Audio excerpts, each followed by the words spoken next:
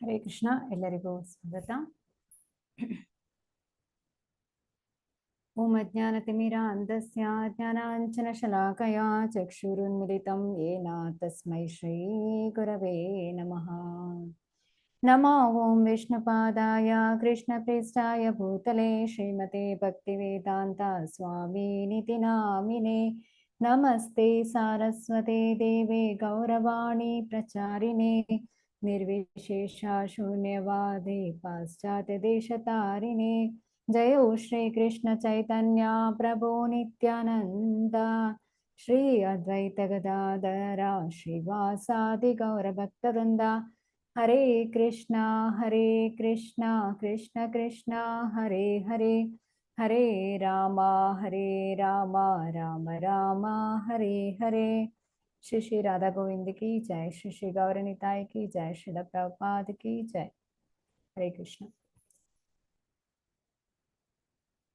हरे कृष्ण. ಅಧ್ಯಾಯ 14 ಗುಣತ್ರಯ ವಿಭಾಗ ಯೋಗ. ಇವತ್ತಿನ ಅಧ್ಯಾಯವನ್ನು ಪ್ರಾರಂಭ ಮಾಡುವ ಮೊದಲು ನಿನ್ನೆ ಅಧ್ಯಾಯದಲ್ಲಿ ನಾವು ಏನು ತಿಳಿದುಕೊಂಡ್ವಿ ಅಂತ ಯಾರಾದರೂ ಹೇಳ್ತೀರಾ?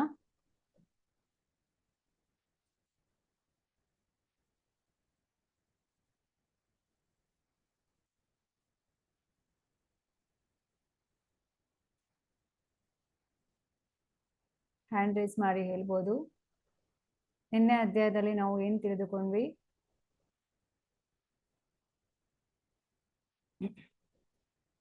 ಸೊ ನಿನ್ನೆ ಅಧ್ಯಾಯ 13ನೇ ಅಧ್ಯಾಯದಲ್ಲಿ ಅರ್ಜುನನು 6 ಪ್ರಶ್ನೆಗಳನ್ನು ಕೇಳ್ತಾನೆ ಅಲ್ವಾ?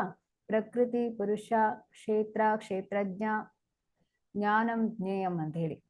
ಅದಕ್ಕೆ ಭಗವಂತ ಉತ್ತರಿಸ್ತಾನೆ. ಹಾಗೂ ಜ್ಞಾನಮಲ್ಲಿ 8ರಿಂದ 12ನೇ ಶ್ಲೋಕದಲ್ಲಿ ಅದು ಬಹಳ ಮುಖ್ಯವಾದ ಶ್ಲೋಕ ಅಂತ ಹೇಳಲಾಗ್ತದೆ. ಅಮಾನಿತ್ವಂ, ಅದಂಬಿತ್ವಂ, ಅಹಿಂಸಾ, ಕ್ಷಾಂತಿರಾಜವಂ ಹೇಳಿ ಈ 5 ಗುಣಗಳಿದ್ರೆ ಗುರುಗಳ ಬಳಿಗೆ ಹೋಗ್ಲಿಕ್ಕೆ ಸಾಧ್ಯ ಇದೆ. ನಂತರ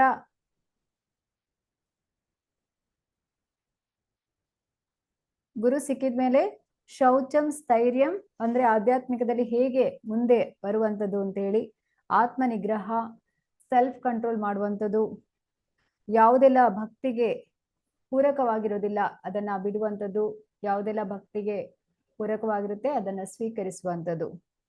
ಹಾಗೆ ವೈರಾಗ್ಯ, ಇಂದ್ರಿಯ ವಸ್ತುಗಳಲ್ಲಿ ವೈರಾಗ್ಯ ತಾಳ್ಬೇಕು, ಅಹಂಕಾರ ಇರಬಾರ್ದು, ಜನ್ಮ ಮೃತ್ಯು ಜರಾವ್ಯಾಧಿ ಇದರ ಕೆಡುಕನ್ನು ಗ್ರಹಿಸುವುದು ಮತ್ತು ಇಷ್ಟಾನಿಷ್ಟಗಳ ಮಧ್ಯೆ ಸಮಚಿತ್ತತೆ. ಮಯಿ ಚಾನನ್ಯ ಯೋಗೇನ ಭಕ್ತಿರವ್ಯಭಿಚಾರಿಣಿ ಅಂದ್ರೆ ಹೇಳಿದ್ರೆ ಭಕ್ತಿ ಮಾಡಬೇಕು, ಏಕಾಂತ ಪ್ರದೇಶದಲ್ಲಿ ವಾಸ ಮಾಡುವ ಅಭಿಲಾಷೆ, ಜನ ಸಮೂಹದಲ್ಲಿ ಆಸೆ ಇಲ್ಲದಿರೋದು, ಆತ್ಮ ಸಾಕ್ಷಾತ್ಕಾರದ ಮಹತ್ವವನ್ನು ಒಪ್ಪಿಕೊಳ್ಳುವುದು, ಪರಿಪೂರ್ಣ ಸತ್ಯದ ತತ್ವಜ್ಞಾನಾರ್ಥ ಅನ್ವೇಷಣೆ. ಇದೆಲ್ಲವೂ ಜ್ಞಾನ, ಉಳಿದದೆಲ್ಲ ಅಜ್ಞಾನ ಅಂತ ಹೇಳಿ ತಿಳಿದ್ವಿ. ಮತ್ತೆ ಜ್ಞೇಯಂ ಅಂತ ಹೇಳಿದ್ರೆ ಗುರಿ, ಯಾರದ ಗುರಿ ಏನಾಗಿರ್ತದೆ? ಆತ್ಮ ಮತ್ತು ಪರಮಾತ್ಮನನ್ನು ತಿಳಿಯುವಂಥದ್ದು. ಹಾಗೆ ಈ 24 ಎಲಿಮೆಂಟ್ಸ್ ಏನಿದೆ, ಪಂಚಮಹಾಭೂತಗಳು, ಪಂಚೇಂದ್ರಿಯಗಳು, ಕರ್ಮೇಂದ್ರಿಯಗಳು, ಜ್ಞಾನೇಂದ್ರಿಯಗಳು, ಪ್ರಧಾನ ಅಂದ್ರೆ 3 ಗುಣಗಳು, ಮತ್ತೆ ಈ ದೇಹದಿಂದ ಆಚೆ ಇರುವಂತದ್ದು ಆತ್ಮ ಮತ್ತು ಪರಮಾತ್ಮ. ಇಲ್ಲಿ ಆಬ್ಜೆಕ್ಟ್ ಆಫ್ ನಾಲೆಜ್ ಅಂತ ಹೇಳಿದ್ರೆ ಜ್ಞಾನದ ಗುರಿ ಏನಾಗಿರ್ತದೆ?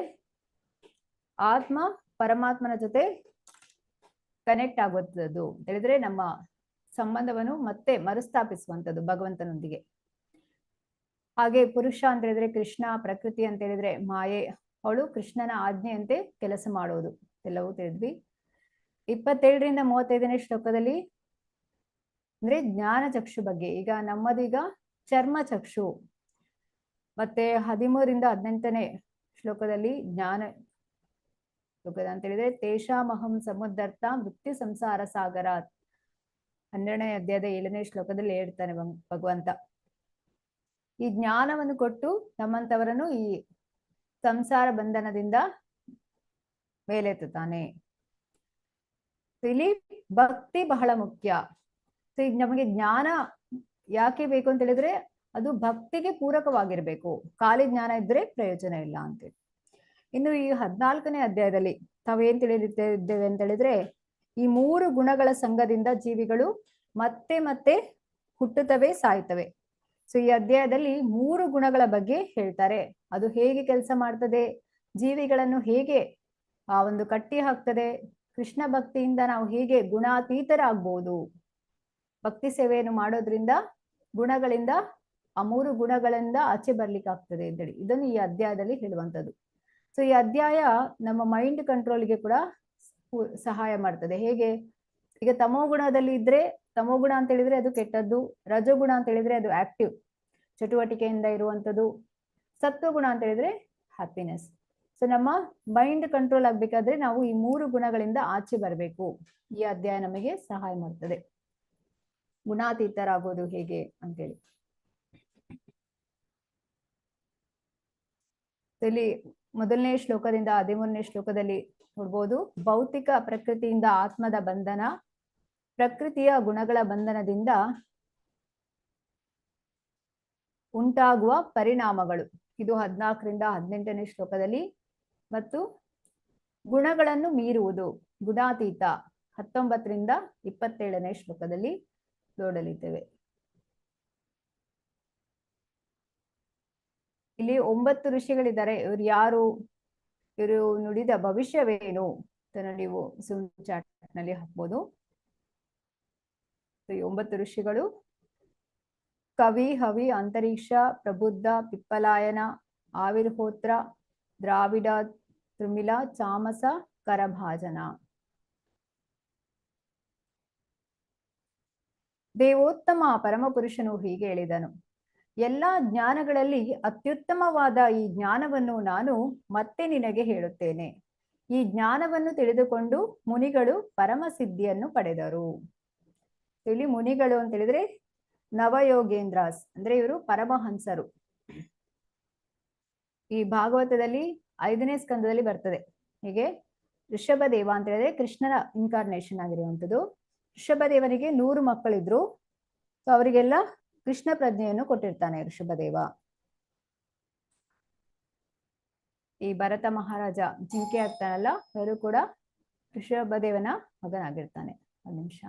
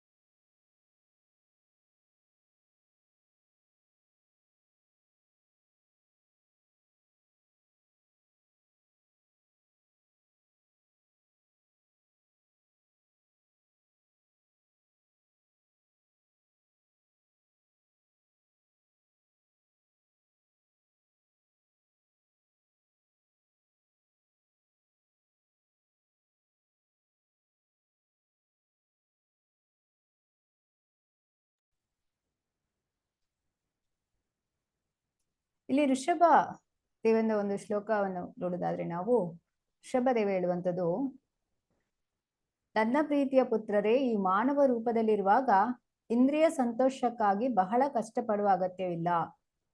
ಅಂದ್ರೆ ಮಲಭಕ್ಷಕಗಳು ಇಂತಹ ಸುಖವನ್ನು ಅನುಭವಿಸುತ್ತವೆ. ಇದರ ಬದಲು ನೀವು ಈ ಜನ್ಮದಲ್ಲಿ ತಪಸ್ಸನ್ನು ಆಚರಿಸಬೇಕು. ಇದರಿಂದ ನಿಮ್ಮ ಅಸ್ತಿತ್ವವು ಪರಿಶುದ್ಧವಾಗುವುದು. ಇದರ ಫಲವಾಗಿ ನೀವು ಅನಂತವಾದ ದಿವ್ಯಾನಂದವನ್ನು ಸವಿಯುರಿ. ಇಲ್ಲಿ ಋಷಭದೇವ ಕೃಷ್ಣನ ಇನ್ಕಾರ್ನೇಷನ್ ಆಗಿರ್ತಾರೆ. ಅವರು ಹೇಳೋದು ಮಕ್ಕಳಿಗೆ, ನೀವು ಪ್ರಾಣಿಗಳ ರೀತಿ ಜೀವನವನ್ನು ನಿರ್ವಹಿಸಿದ್ರೆ ಪ್ರಯೋಜನವಿಲ್ಲ, ನೀವು ಆಧ್ಯಾತ್ಮಿಕಕ್ಕೆ ನಿಮ್ಮ ಸಮಯವನ್ನು ಮೀಸಲಾಗಿಡ್ಬೇಕು ಅಂತ ಹೇಳಿ.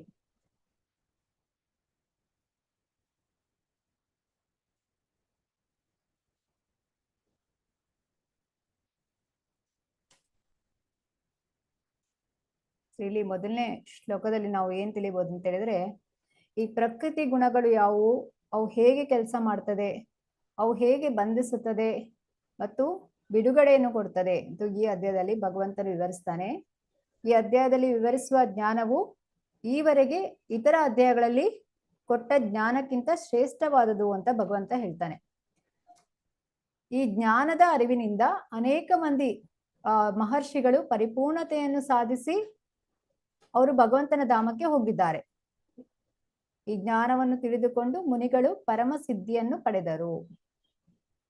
ಸೊ ಈ ಜ್ಞಾನವನ್ನು ತಿಳಿದುಕೊಂಡು ಅನೇಕ ಮಂದಿ ಪರಿಪೂರ್ಣತೆಯನ್ನು ಸಾಧಿಸಿದ್ದಾರೆ. ಹೀಗೆ ಈ 14ನೇ ಅಧ್ಯಾಯವನ್ನು ಅರ್ಥ ಕೊಂಡವನು ಪರಿಪೂರ್ಣತೆಯನ್ನು ಸಾಧಿಸ್ತಾನೆ ಅಂತ ನಿರೀಕ್ಷಿಸಬಹುದು.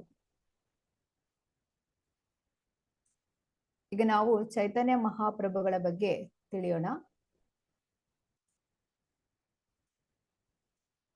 ಶ್ರೀ ಚೈತನ್ಯ ಮಹಾಪ್ರಭುಗಳು ಅವತರಿಸುವ ಬಗ್ಗೆ ಭವಿಷ್ಯ.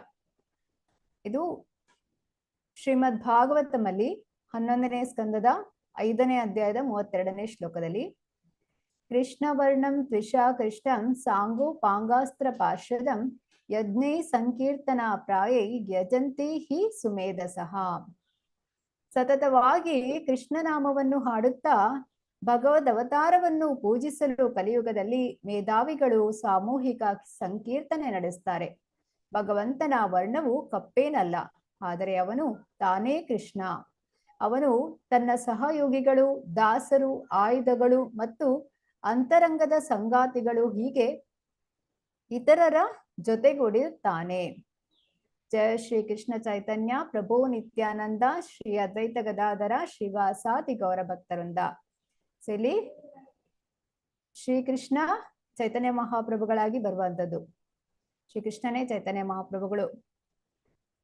ಕೃಷ್ಣವರ್ಣಂ ತ್ರಿಷಾ ಕೃಷ್ಣಂ ಹೇಳಿದ್ರೆ ಅವನು ಬಂಗಾರದ ಬಣ್ಣದಲ್ಲಿ ಬರುವಂತದ್ದು. ಯಾರು ಇದನ್ನು ಈ ಒಂದು ಸಂಕೀರ್ತನ ಯಜ್ಞದಲ್ಲಿ ಪಾಲ್ಗೊಳ್ತಾರೆ? ಯಾರು? ಬುದ್ಧಿವಂತರು. ಸಂಕೀರ್ತನ ಯಜ್ಞ ಹರೇ ಕೃಷ್ಣ ಮಹಾಮಂತ್ರವನ್ನು ಜಪಿಸುವಂಥದ್ದು, ಕೀರ್ತನೆ ಮಾಡುವಂಥದ್ದು. ಮತ್ತೆ ಇಲ್ಲಿ ಜಯ ಶ್ರೀಕೃಷ್ಣ ಚೈತನ್ಯ ಪ್ರಭು ನಿತ್ಯಾನಂದ. ನಿತ್ಯಾನಂದ ಅಂತ ಹೇಳಿದ್ರೆ ಬಲರಾಮ, ಶ್ರೀ ಅದ್ವೈತ ಮಹಾವಿಷ್ಣು, ಗದಾಧರ ರಾಧಾರಾಣಿ. ಶ್ರೀ ಅದ್ವೈತ ಗದಾಧರ ಜಯ ಶ್ರೀಕೃಷ್ಣ ಚೈತನ್ಯ ಪ್ರಭು ನಿತ್ಯಾನಂದ ಶ್ರೀ ಅದ್ವೈತ ಗದಾಧರ ಶ್ರೀವಾಸಾದಿ ಗೌರ ಭಕ್ತವೃಂದ. ಶ್ರೀವಾಸಾದಿ ನಾರದ ಮಹರ್ಷಿಗಳು ಮತ್ತು ಗೌರ ಭಕ್ತವೃಂದ ಅವರ ಸಂಗಡಿಗರ ಜೊತೆ ನೋಡ್ಬೋದು ನೀವು. ಹೀಗೆ ಇತರರ ಜೊತೆಗೂಡಿರುತ್ತಾನೆ. ಇದು ಶ್ರೀಮದ್ ಭಾಗವತಮಲ್ಲಿ ತಿಳಿಸಿರ್ತಾರೆ.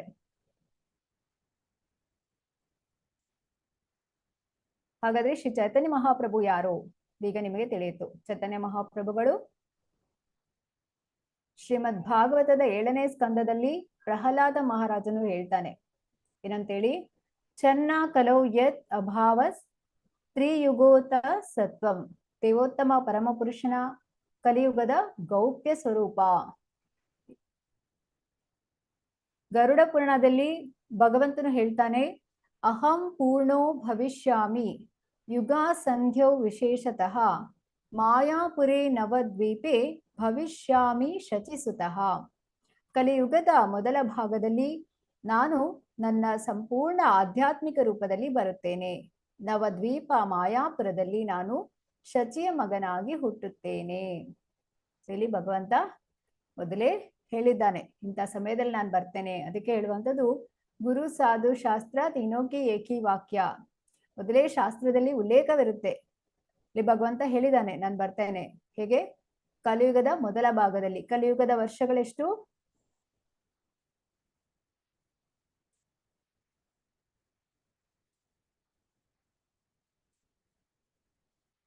ಹರೇ ಕೃಷ್ಣ.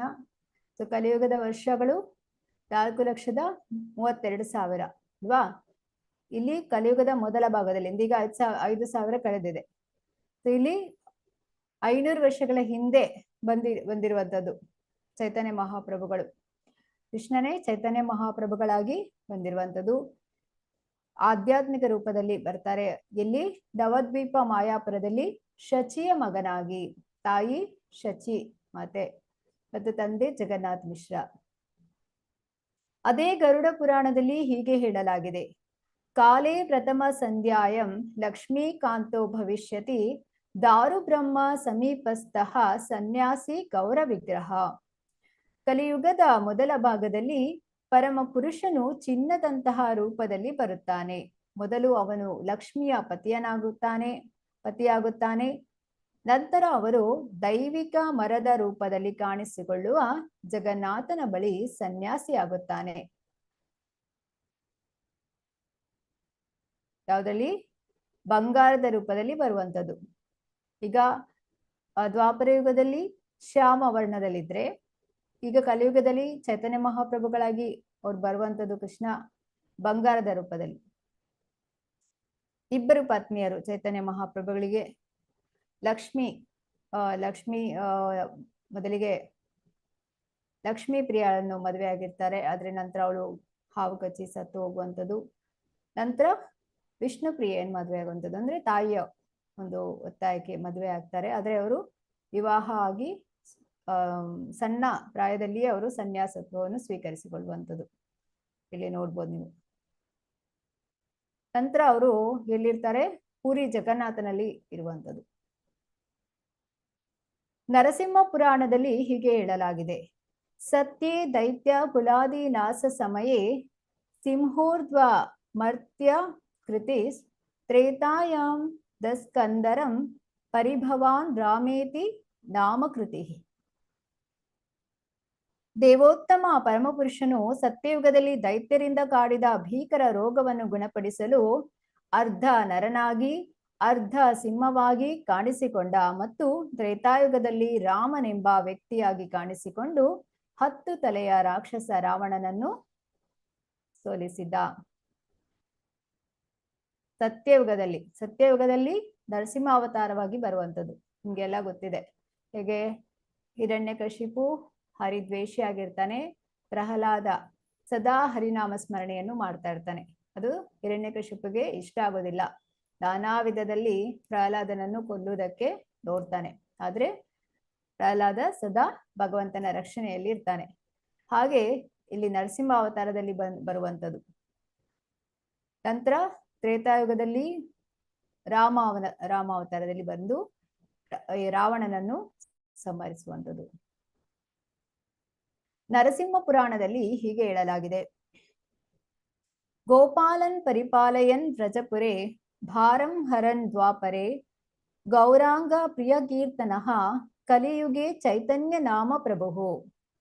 ಮತ್ತು ದ್ವಾಪರ ಯುಗದಲ್ಲಿ ಭೂಮಿಯ ಭಾರವನ್ನು ಕಡಿಮೆ ಮಾಡಿ ವ್ರಜಪುರದ ಗೋಪರನ್ನು ರಕ್ಷಿಸಿದ ದೇವೋತ್ತಮ ಪರಮಪುರುಷನು ಮತ್ತೆ ಕಲಿಯುಗದಲ್ಲಿ ಕಾಣಿಸಿಕೊಳ್ಳುತ್ತಾನೆ.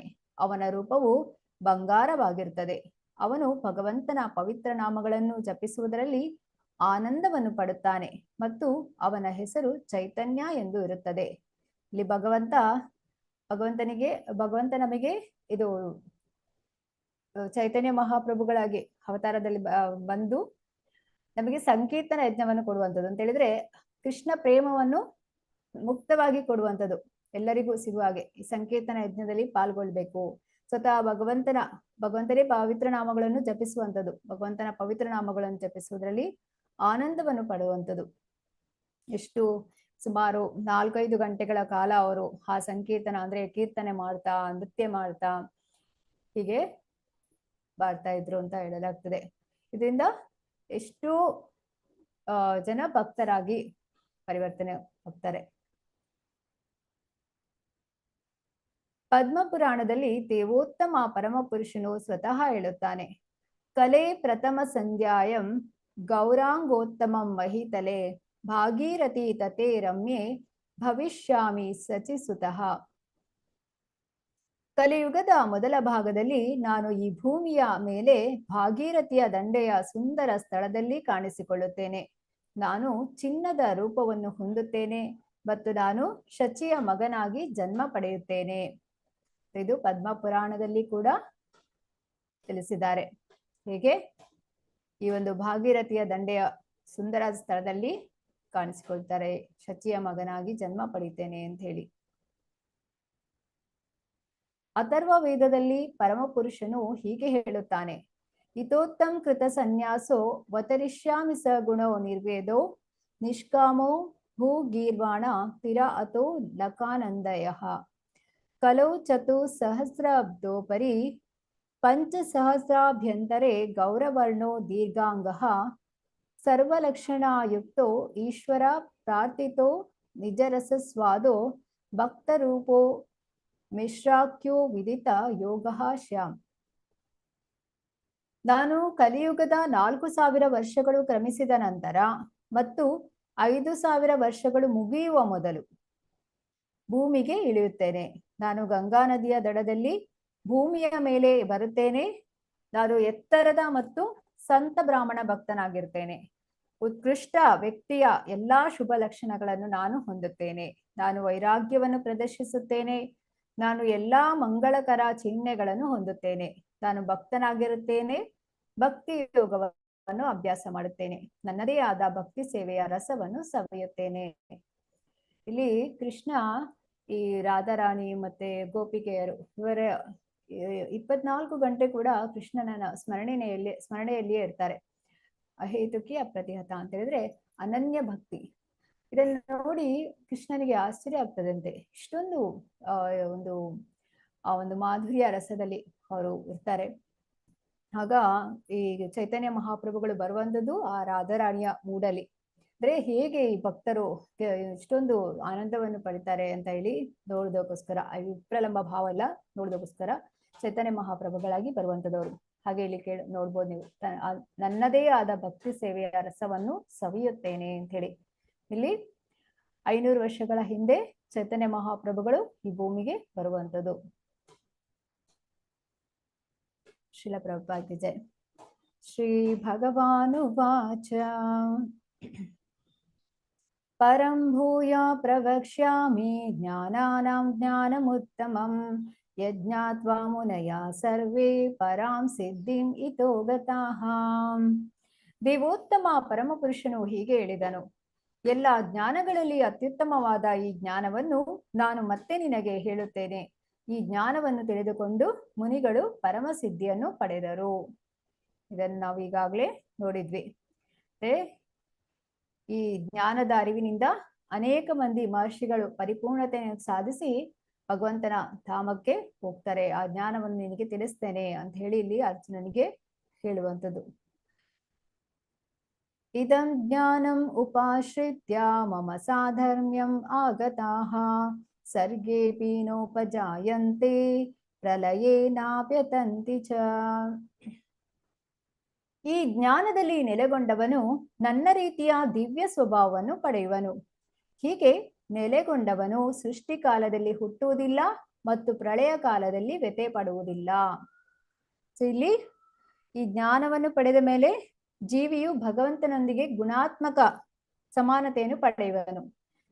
ನಿತ್ಯೋ ನಿತ್ಯಾನಾಂ ಚೇತನಾಂ ಏಕೋನ ಬಹುನಾಂ ವಿದಧಾತಿ ಕಾಮಾನ್ ಹೇಳಿದ್ರೆ, ಪ್ರಮಾಣದಲ್ಲಿ ಗುಣಾತ್ಮಕವಾಗಿ ಒಂದೇ, ಆದ್ರೆ ಪ್ರಮಾಣದಲ್ಲಿ ವ್ಯತ್ಯಾಸ ಇರುತ್ತೆ.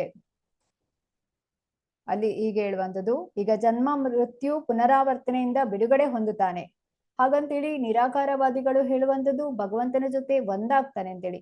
ಒಂದಾಗುವಂಥದ್ದಲ್ಲ ಇದು. ಭಗವಂತನ ಲೋಕಕ್ಕೆ ಹೋದವರು ಅಲ್ಲಿ ಭಗವಂತನ ಸೇವೆಯನ್ನು ಮಾಡ್ತಾನೆ, ಅಲ್ಲಿ ಭಗವಂತನ ಚರಣ ಕಮಲಗಳನ್ನು ನೋಡ್ತಾ ಇರ್ತಾರೆ. ಅಂದ್ರೆ ಅವರಿಗೆ ಒಂದು ಪ್ರತ್ಯೇಕ ಅಸ್ತಿತ್ವ ಇದೆ ಅಂತ ಹೇಳಿ ನಾವಿಲ್ಲಿ ತಿಳಿಬೇಕು.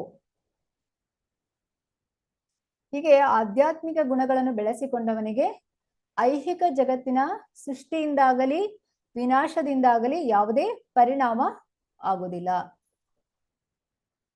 ಈಗ ನಾವು ಭೌತಿಕವಾಗಿ ಯಾವ ಜ್ಞಾನವನ್ನು ಪಡಿತೇವೆ ಅದು ಕಲ್ಮಶ ಹೊಂದಿರ್ತದೆ, 3 ಗುಣಗಳಿಂದ ಬಾಧಿತವಾಗಿರುತ್ತದೆ. ಆದ್ರೆ ಆಧ್ಯಾತ್ಮಿಕ ಜ್ಞಾನ ಇದು ಪ್ರಕೃತಿಯ ಗುಣತ್ರಯಗಳ ಕಲ್ಮಶದ ಸೋಂಕಿಲ್ಲದ ಜ್ಞಾನ. ಈಗ ನೀವೇನು ಹರೇ ಕೃಷ್ಣ ಮಹಾಮಂತ್ರವನ್ನು ಜಪಿಸ್ತೀರಿ, ಹಾಗೆ ಪ್ರಭುಪಾದ್ರೆ ಈ ಭಗವದ್ಗೀತೆ ಭಾಗವತ ಪುಸ್ತಕ ಓದ್ತೀರಿ, ತರಗತಿಗಳನ್ನು ಅಟೆಂಡ್ ಮಾಡ್ತೀರಾ, ಟೆಂಪಲ್ಗೆ ಹೋಗ್ತೀರಾ, ಅಲ್ಲಿ ಸೇವೆಯನ್ನು ಮಾಡ್ತೀರಾ, ಇದೆಲ್ಲವೂ ಕೂಡ ಆಧ್ಯಾತ್ಮಿಕವಾದದ್ದು. ನಾವು ಹೇಗೆ ಅಲ್ಲಿ ಆಧ್ಯಾತ್ಮಿಕ ಲೋಕದಲ್ಲಿ ಏನ್ ಸೇವೆಯನ್ನು ಮಾಡ್ಬೇಕು ಅದನ್ನು ಇಲ್ಲಿ ನಾವು ಅಭ್ಯಾಸ ಮಾಡ್ತಾ ಇದ್ದೇವೆ.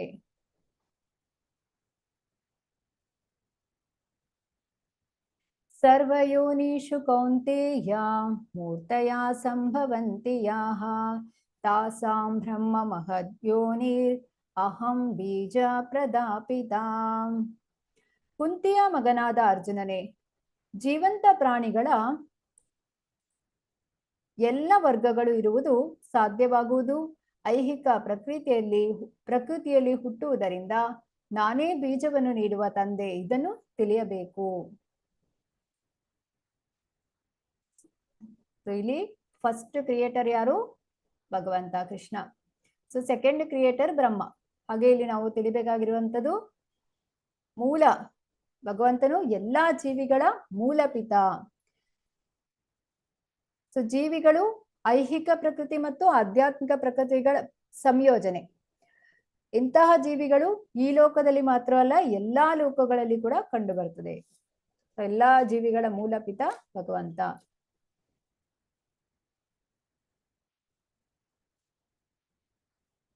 ಸೊ ಇಲ್ಲಿ ನಾವು ವಿಕಸನಗೊಂಡಿದ್ದೇವೆಯೇ ಅಥವಾ ಭಗವಂತನಿಂದ ಸೃಷ್ಟಿಸಲ್ಪಟ್ಟಿದ್ದೇವೆಯೇ?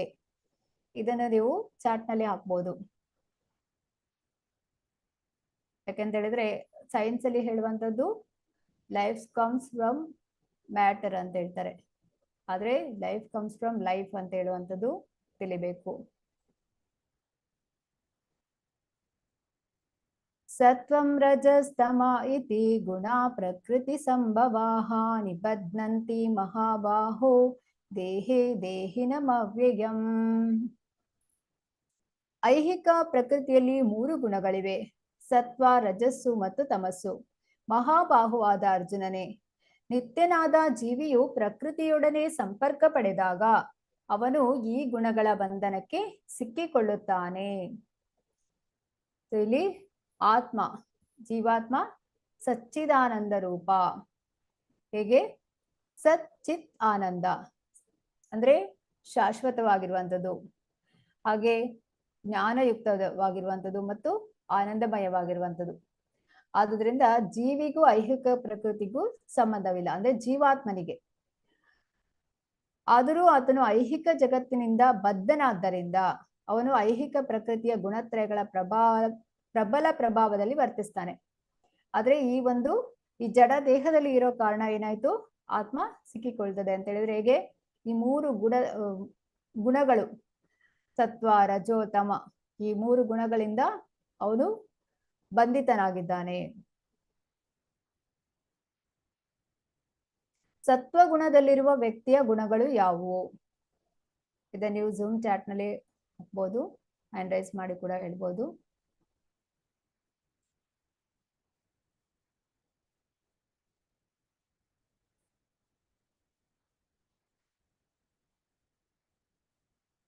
ತತ್ರ ಸತ್ವಂ ನಿರ್ಮಲತ್ವಾತ್ ಪ್ರಕಾಶಕಂ ಅನಾಮಯಂ ಸುಖ ಸಂಗೇನ ಬಧ್ನಾತಿ ಜ್ಞಾನ ಸಂಗೇನ ಚಾನಗ. ಪಾಪರಹಿತನೇ, ಸಾತ್ವಿಕ ಗುಣವು ಇತರ ಗುಣಗಳಿಗಿಂತ ನಿರ್ಮಲವಾದುದು. ಆ ಕಾರಣದಿಂದ ಅದು ಪ್ರಕಾಶಮಾನವಾದದ್ದು. ಅದು ಮನುಷ್ಯನನ್ನು ಎಲ್ಲ ಪಾಪಕರ ಪ್ರತಿಕ್ರಿಯೆಗಳಿಂದ ಬಿಡುಗಡೆ ಮಾಡುತ್ತದೆ. ಈ ಗುಣವನ್ನು ಹೊಂದಿದವರನ್ನು ಸುಖ ಮತ್ತು ಜ್ಞಾನಗಳ ಪ್ರಜ್ಞೆಯು ಬಂಧಿಸುತ್ತದೆ.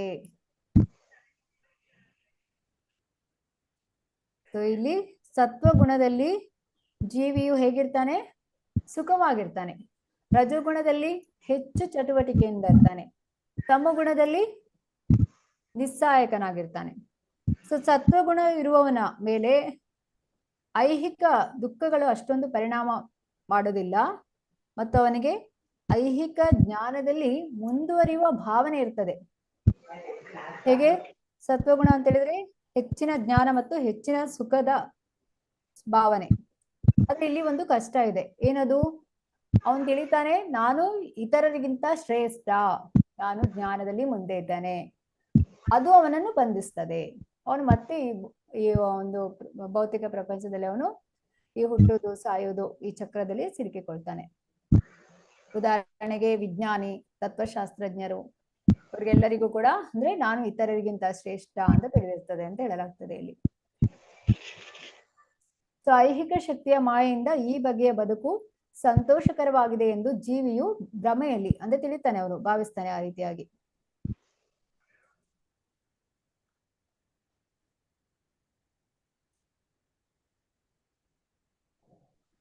ರಜೋಗುಣದಲ್ಲಿರುವ ವ್ಯಕ್ತಿಯ ಗುಣಗಳು ಯಾವುವು?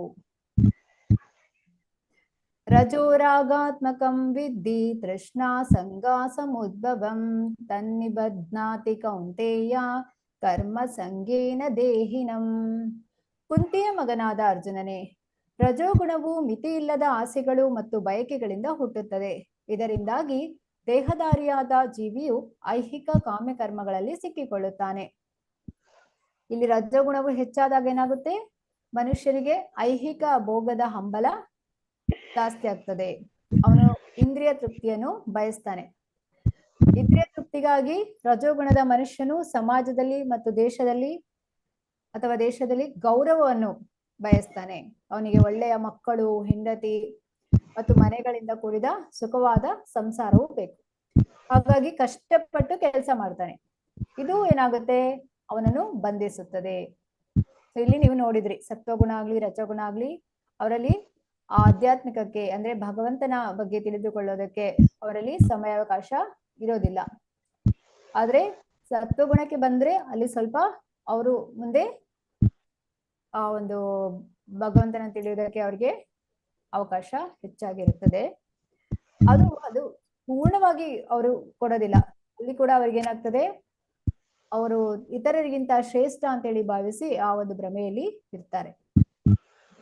ಇನ್ನು ತಮೋಗುಣದವರು ಹೇಗಿರ್ತಾರೆ ಅಂತ ನೋಡುದಾದ್ರೆ, ತಮಸ್ತ್ವ ಅಜ್ಞಾನಜಂ ವಿದ್ಧಿ ಮೋಹನಂ ಸರ್ವದೇಹಿನಾಂ ಪ್ರಮಾದಾಲಸ್ಯ ನಿದ್ರಾಭಿ ತನ್ನಿಬಧ್ನಾತಿ ಭಾರತ. ಭರತ ವಂಶಜನಾದ ಅರ್ಜುನನೇ, ಅಜ್ಞಾನದಿಂದ ಹುಟ್ಟಿದ ತಮೋಗುಣವು ದೇಹಧಾರಿಗಳಾದ ಎಲ್ಲಾ ಜೀವಿಗಳ ಭ್ರಮೆ. ಈ ಗುಣದ ಪರಿಣಾಮಗಳೆಂದರೆ ಹುಚ್ಚು, ಪ್ರಮಾದ ಮತ್ತು ನಿದ್ರೆ. ಇವು ಬದ್ಧ ಆತ್ಮವನ್ನು ಬಂಧಿಸುತ್ತದೆ. ತಮೋಗುಣ ಅಂತ ಹೇಳಿದ್ರೆ ಅದು ಸತ್ವಗುಣಕ್ಕೆ ವಿರುದ್ಧವಾಗಿರುವಂಥದ್ದು. ಈಗ ಸತ್ವಗುಣದಲ್ಲಿ ಮನುಷ್ಯನು ಏನ್ ಮಾಡ್ತಾನೆ? ಜ್ಞಾನವನ್ನು ಬೆಳೆಸಿಕೊಳ್ತಾನೆ, ಪ್ರತಿಯೊಂದು ವಿಷಯವನ್ನು ಅರ್ಥ ಮಾಡಿಕೊಳ್ತಾನೆ. ಆದ್ರೆ ತಮೋಗುಣವು ಇದಕ್ಕೆ ವಿರುದ್ಧವಾದದ್ದು. ತಮೋಗುಣದ ಪ್ರಭಾವಕ್ಕೆ ಸಿಕ್ಕ ಪ್ರತಿಯೊಬ್ಬರು ಏನಾಗ್ತಾರೆ? ಹುಚ್ಚರಾಗ್ತಾರೆ. ಹುಚ್ಚನಿಗೆ ಯಾವುದು ಏನು ಅಂತೇಳಿ ಅರ್ಥ ಮಾಡಿಕೊಳ್ಳೋದಕ್ಕಾಗೋದಿಲ್ಲ.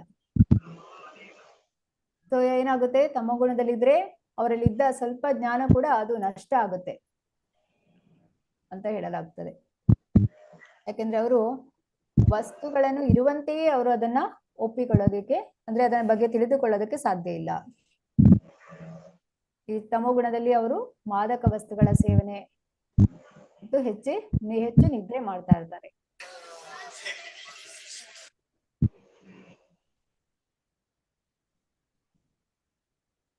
ಈಗ ಈ ಮೂರು ಗುಣಗಳು ಮನುಷ್ಯನನ್ನು ಹೇಗೆ ಬತ್ತಗೊಳಿಸ್ತದೆ ಅಂತ ನೋಡುದಾದ್ರೆ, ಸತ್ವಂ ಸುಖೇ ಸಂಜಯತಿ ರಜ ಕರ್ಮಣಿ ಭಾರತ ಜ್ಞಾನಂ ಆವೃತ್ಯ ತು ತಮಃ ಪ್ರಮಾದೇ ಸಂಜಯತ್ಯುತ.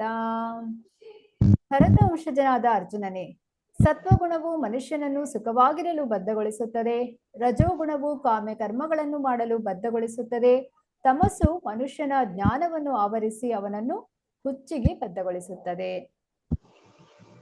ಇಲ್ಲಿ ಸತ್ವಗುಣದಿಂದ ಅವನು ಸುಖವಾಗಿದ್ರೆ ಅವನಿಗೆ ಏನಾಗ್ತದೆ? ಭಗವಂತನ ಬಗ್ಗೆ ಆಲೋಚನೆ ಬರೋದೇ ಇಲ್ಲ. ಅವನು ಅದಕ್ಕೆ ಸುಖವಾಗಿದ್ದೇನೆ, ನಾನು ಇಷ್ಟೇ ಸಾಕು ಆ ಒಂದು ಇದರಲ್ಲಿ ಬಂಧನದಲ್ಲಿರ್ತಾನೆ. ಇನ್ನು ರಜೋಗುಣದಲ್ಲಿ ಹೇಗೆ? ಫಲಪ್ರದ ಚಟುವಟಿಕೆಗಳು. ಈಗ ಸತ್ವಗುಣದಲ್ಲಿ ತತ್ವಶಾಸ್ತ್ರ ಜ್ಞಾನಿ, ವಿಜ್ಞಾನಿ ಅಥವಾ ಶಿಕ್ಷಣ ತಜ್ಞರು ಅಂತ ಉದಾಹರಣೆ ಕೊಟ್ರೆ, ರಜೋಗುಣದಲ್ಲಿರುವವರು ಫ್ರೂಟಿವ್ ಆಕ್ಟಿವಿಟೀಸ್ ಅಂತ ಹೇಳಿದ್ರೆ ಫಲದಾಸೆ. ಅವರು ಯಾವುದೇ ಕೆಲಸ ಮಾಡ್ಲಿ ಅದರಲ್ಲಿ ನಿರೀಕ್ಷೆ ಇಟ್ಕೊಳ್ತಾರೆ, ಇಷ್ಟು ನಮ್ಗೆ ಸಿಗ್ಬೇಕು, ಎಕ್ಸ್ಪೆಕ್ಟೇಷನ್ ಇರುತ್ತೆ ಅವರಿಗೆ. ಮತ್ತೆ ಸಾಧ್ಯವಾದಷ್ಟು ಸ್ವತ್ತನ್ನು ಪಡೀತಾರೆ, ಹೆಚ್ಚು ಖರ್ಚು ಮಾಡ್ತಾರೆ. ತಮೋಗುಣದು ಜ್ಞಾನವನ್ನು ಮುಚ್ಚಿಬಿಡ್ತದೆ. ತಮೋಗುಣದಲ್ಲಿ ಜೀವಿಯು ಏನನ್ನೇ ಮಾಡಿದರೂ ಅದರಿಂದ ಅವನಿಗೂ ಒಳ್ಳೇದಾಗೋದಿಲ್ಲ, ಬೇರೆಯವರಿಗೂ ಕೂಡ ಒಳ್ಳೇದಾಗೋದಿಲ್ಲ. ರಜಸ್ತಮಶ್ಚ ವಿಭೂಯ ಸತ್ವಂ ಭವತಿ ಭಾರತ ರಜಸತ್ವಂ ತಮಶ್ಚೈವ ತಮಸ್ಸತ್ವಂ ರಜಸ್ತತಾಂ.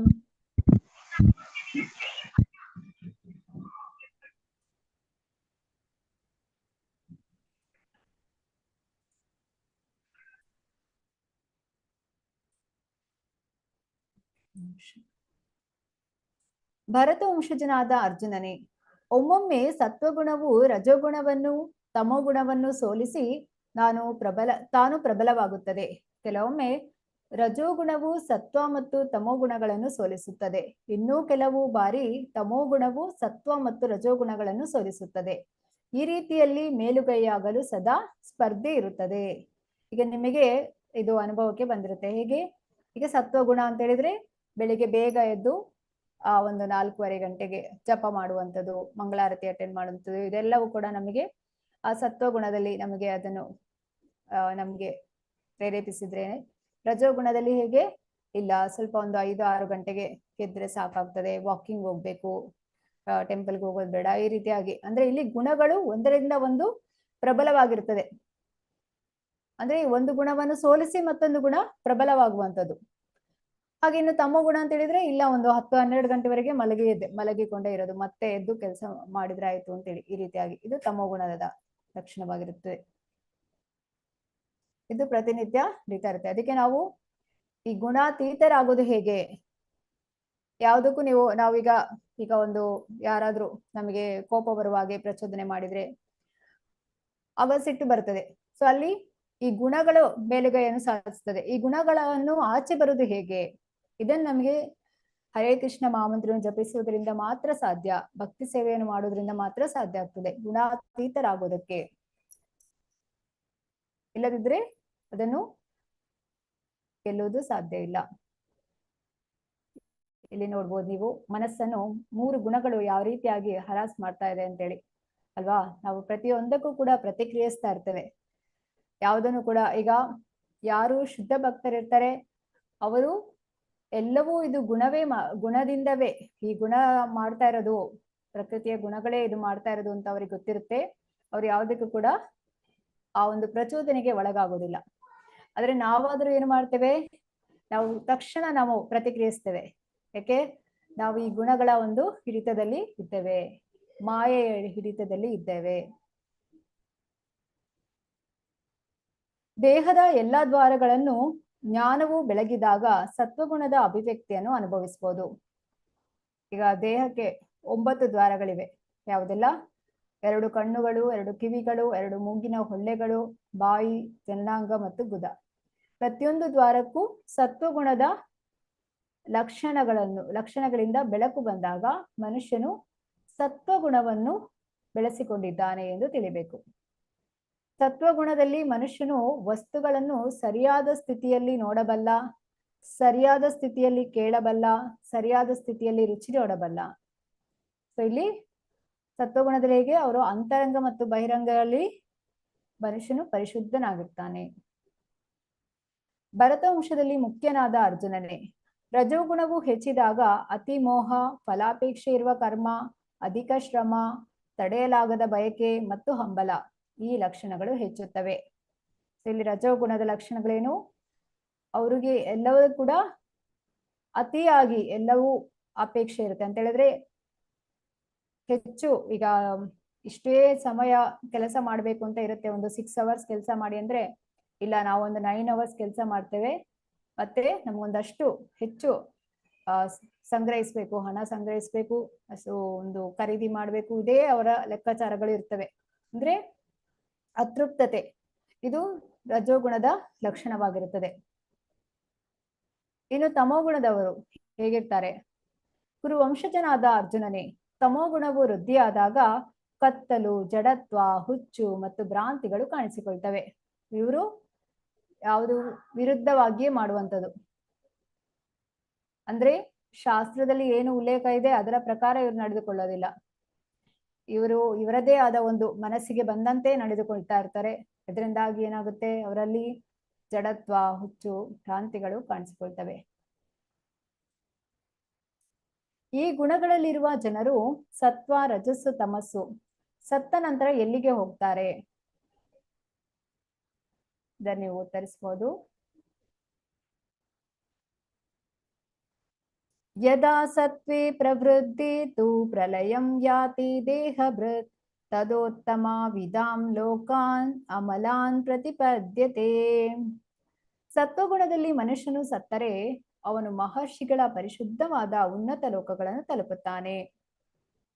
ಇಲ್ಲಿ ನಾರದ ಮಹರ್ಷಿಗಳು ದಕ್ಷನ ಮಕ್ಕಳು, 100 ಮಕ್ಕಳಿಗೆ ದಕ್ಷನ ಮಕ್ಕಳಿಗೆ ಈ ಆಧ್ಯಾತ್ಮಿಕ ಜ್ಞಾನವನ್ನು ನೀಡುವಂಥದ್ದು. ಅಂದ್ರೆ ದಕ್ಷ ಮಕ್ಕಳನ್ನು ಸೃಷ್ಟಿಸುವಂಥದ್ದು. ಯಾಕೆಂತ ಹೇಳಿದ್ರೆ ಅವರು ಗೃಹಸ್ಥರಾಗ್ಬೇಕು ಅಂತ ಹೇಳಿ. ಆದ್ರೆ ಇಲ್ಲಿ ನಾರದ ಮಹರ್ಷಿಗಳು ಏನ್ ಮಾಡ್ತಾರೆ, ಅವ್ರಿಗೆಲ್ಲ ಆಧ್ಯಾತ್ಮಿಕ ಜ್ಞಾನವನ್ನು ನೀಡುವಂಥದ್ದು. ಅವರೆಲ್ಲ ಸನ್ಯಾಸತ್ವ ಸ್ವೀಕರಿಸಿದಂಥದ್ದು. ಸೊ ಇಲ್ಲಿ ಸತ್ವಗುಣದಲ್ಲಿ ಮನುಷ್ಯನ ಸತ್ರೆ ಎಲ್ಲಿ ಹೋಗ್ತಾನೆ, ಅವನು ಉನ್ನತ ಲೋಕಕ್ಕೆ ಹೋಗ್ತಾನೆ. ರಜಸಿ ಪ್ರಲಯಂ ಗತ್ವಾ ಕರ್ಮ ಸಂಗಿಷು ಜಾಯತೆ ತಥಾ ಪ್ರಲೀನಸ್ತಮಸಿ ಮೂಢಯೋನಿಷು ಜಾಯತೆ. ರಜೋಗುಣದಲ್ಲಿ ಮರಣ ಹೊಂದುವ ಮನುಷ್ಯನು ಫಲಾಪೇಕ್ಷೆ ಇರುವ ಕರ್ಮಗಳಲ್ಲಿ ತೊಡಗಿರುವವರ ಮಧ್ಯೆ ಹುಟ್ಟುತ್ತಾನೆ. ತಮೋಗುಣದಲ್ಲಿ ಮನುಷ್ಯನು ಸತ್ತರೆ ಪ್ರಾಣಿ ವರ್ಗದಲ್ಲಿ ಹುಟ್ಟುತ್ತಾನೆ. ಇಲ್ಲಿ ರಜೋಗುಣದಲ್ಲಿ ಅವರು ಮರಣ ಹೊಂದಿದ್ರೆ ಅವ್ರು ಮತ್ತೆ ಈ ಭೌತಿಕ ಪ್ರಪಂಚದಲ್ಲಿ ಹುಟ್ಟುತ್ತಾರೆ. ಆದ್ರೆ ತಮೋಗುಣದಲ್ಲಿ ಮನುಷ್ಯ ಸತ್ರೆ ಅವನು ಪ್ರಾಣಿ ವರ್ಗಗಳಲ್ಲಿ ಹುಟ್ಟುತ್ತಾರೆ. ಕರ್ಮಣ ಸುಕೃತಸ್ಯಾಹು ಸಾತ್ವಿಕಂ ನಿರ್ಮಲಂ ಫಲಂ ರಜಸಸ್ತೋ ಫಲಂ ದುಃಖಂ ಅಜ್ಞಾನಂ ತಮಸಾ ಫಲಂ. ಸುಕೃತದ ಫಲ ಪರಿಶುದ್ಧವಾದದ್ದು, ಅದು ಸಾತ್ವಿಕ ಎಂದು ಹೇಳುತ್ತಾರೆ. ಆದರೆ ರಜೋಗುಣದಲ್ಲಿ ಮಾಡಿದ ಕೆಲಸದಿಂದ ದುಃಖವೂ ಬರುತ್ತದೆ, ತಮೋಗುಣದಲ್ಲಿ ಮಾಡಿದ ಕೆಲಸದಿಂದ ಅಜ್ಞಾನವೂ ಬರುತ್ತದೆ. ಸೊ ಇಲ್ಲಿ ನೋಡ್ಬೋದು ನೀವು, ಸತ್ವಗುಣದಲ್ಲಿ ಅವರು ಈ ದೇವಸ್ಥಾನಗಳನ್ನು ಕಟ್ಟಿಸುವಂಥದ್ದು. ರಜೋಗುಣದಲ್ಲಿ ಹೇಗೆ ಅಂತ ಹೇಳಿದ್ರೆ ನೀವು ಕೆಲವು ಪ್ರದೇಶಗಳಲ್ಲಿ ಹೋದ್ರೆ ನೋಡ್ಬೋದು, ಅಂದ್ರೆ ಹತ್ತಿರ ಮನೆಗಳನ್ನು ಕಟ್ಟಿರ್ತಾರೆ. ಏನಾಗ್ತದೆ ಅಲ್ಲಿ, ಅದರಿಂದ ದುಃಖ ಬರ್ತದೆ. ಇನ್ನು ತಮೋಗುಣದಲ್ಲಿ ಇಲ್ಲಿ ಸ್ಟೆಪ್ಸ್ ಅನ್ನು ಮಾಡಿದ್ದಾರೆ, ಆದ್ರೆ ಬರ್ಲಿಕ್ಕೆ ದಾರಿ ಇಲ್ಲ. ಸೊ ಇಲ್ಲಿ ಅಜ್ಞಾನದಿಂದ ಮಾಡಿದ ಕೆಲಸವಾಗಿರ್ತದೆ.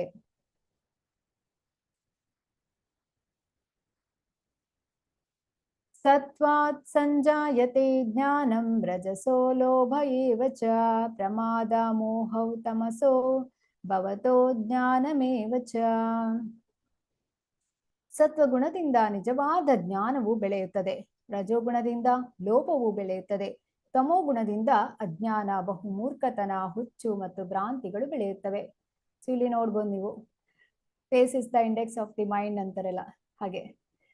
ಸತ್ವಗುಣದಲ್ಲಿ ಈಗ ಆ ಒಂದು ಜ್ಞಾನವನ್ನು ಕಾಣ್ಬೋದು. ಈಗ ರಜೋಗುಣದಲ್ಲಿ ಲೋಭಿತನ ಹೇಳಿದ್ರೆ ಯಾವಾಗ್ಲೂ ಕೂಡ ಅತೃಪ್ತತೆ, ನಿರಾಸೆ ಇದೆಲ್ಲವು. ಇನ್ನು ತಮೋಗುಣದಲ್ಲಿ ಹುಚ್ಚು ಮತ್ತು ಭ್ರಾಂತಿಗಳು, ಬಹು ಮೂರ್ಖತನ. ಈ ರೀತಿಯಾಗಿ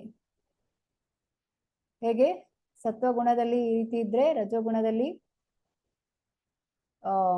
ಎಕ್ಸ್ಪೆಕ್ಟೇಷನ್, ಹೈ ಎಕ್ಸ್ಪೆಕ್ಟೇಷನ್ ಇದ್ರೆ ತಮೋಗುಣದಲ್ಲಿ ಅವರಲ್ಲಿ ಒಂದು ಪ್ರೇತಕಳೆಯೇ ಕಾಣಿಸುತ್ತದೆ. ಊರ್ಧ್ವಂ ಗಚ್ಚಂತಿ ಸತ್ವಸ್ಥ ಮಧ್ಯೆ ತಿಷ್ಟಂತಿ ರಾಜಸಾಹ ಜಗನ್ಯ ಗುಣವೃತ್ತಿಸ್ಥ ಅಧೋ ಗಚ್ಚಂತಿ ತಾಮಸಾಹ. ಸತ್ವಗುಣದಲ್ಲಿರುವವರು ಕ್ರಮೇಣ ಊರ್ಧ್ವ ಲೋಕಗಳಿಗೆ ಏರಿ ಹೋಗುವರು. ರಜೋಗುಣದಲ್ಲಿರುವವರು ಭೂಲೋಕದಲ್ಲಿ ವಾಸ ಮಾಡುವರು. ಅಸಹ್ಯಕರವಾದ ತಾಮಸ ಗುಣದಲ್ಲಿರುವವರು ನರಕ ಲೋಕಗಳಿಗೆ ಇಳಿಯುವರು. ಇಲ್ಲಿ ಸತ್ವಗುಣದಲ್ಲಿರುವವರು ಊರ್ಧ್ವ ಲೋಕಗಳಿಗೆ, ಮೇಲಿನ ಲೋಕಗಳಿಗೆ ಹೋಗ್ತಾರೆ. ರಜೋಗುಣದಲ್ಲಿರುವವರು ಭೂಲೋಕದಲ್ಲಿ ವಾಸ ಮಾಡ್ತಾರೆ. ತಮೋ ಗುಣದಲ್ಲಿರುವವರು ನರಕ ಲೋಕಗಳಿಗೆ ಹೋಗ್ತಾರೆ.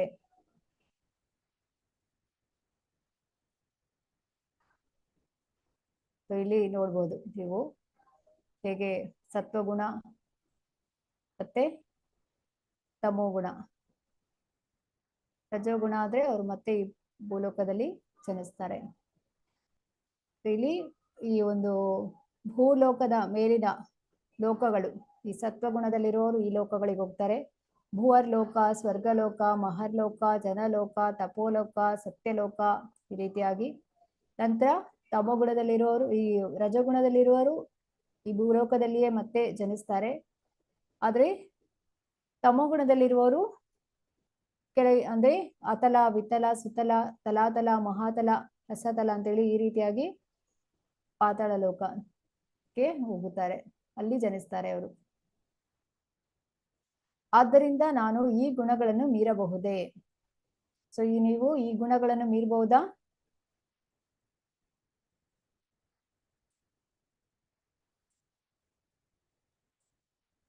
ಹರೇ ಕೃಷ್ಣ.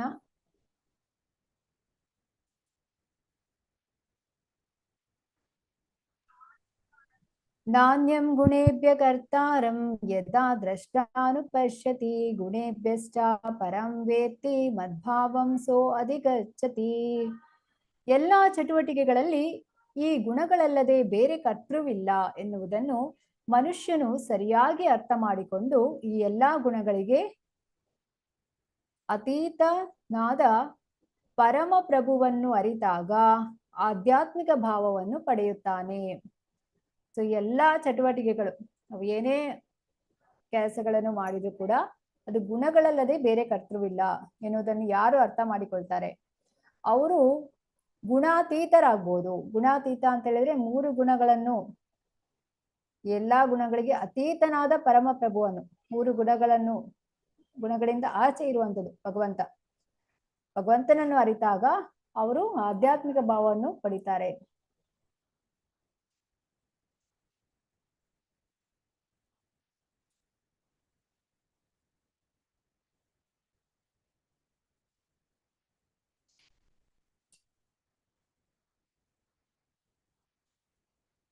ಹೇಳಿದ್ರೆ ತನ್ನ ಆಧ್ಯಾತ್ಮಿಕ ಸ್ಥಿತಿ, ತನ್ನ ಐಹಿಕ ದೇಹ, ತನ್ನ ಇಂದ್ರಿಯಗಳು, ತಾನು ಹೇಗೆ ಸಿಕ್ಕಿದ್ದೇನೆ, ಹೀಗೆ ಗುಣಗಳ ಪ್ರಭಾವದಲ್ಲಿದ್ದೇನೆ ಎಲ್ಲವನ್ನು ಕೂಡ ಯೋಗ್ಯ ಗುರುವಿನ ಉಪದೇಶದಿಂದ ತಿಳಿದುಕೊಳ್ಳಬಹುದು. ಸೊ ಕೃಷ್ಣ ಪ್ರಜ್ಞೆಯಲ್ಲಿರುವವನು ಐಹಿಕ ಪ್ರಕೃತಿಯ ಗುಣಗಳ ಪ್ರಭಾವಕ್ಕೆ ಸಿಕ್ಕಿಕೊಳ್ಳೋದಿಲ್ಲ.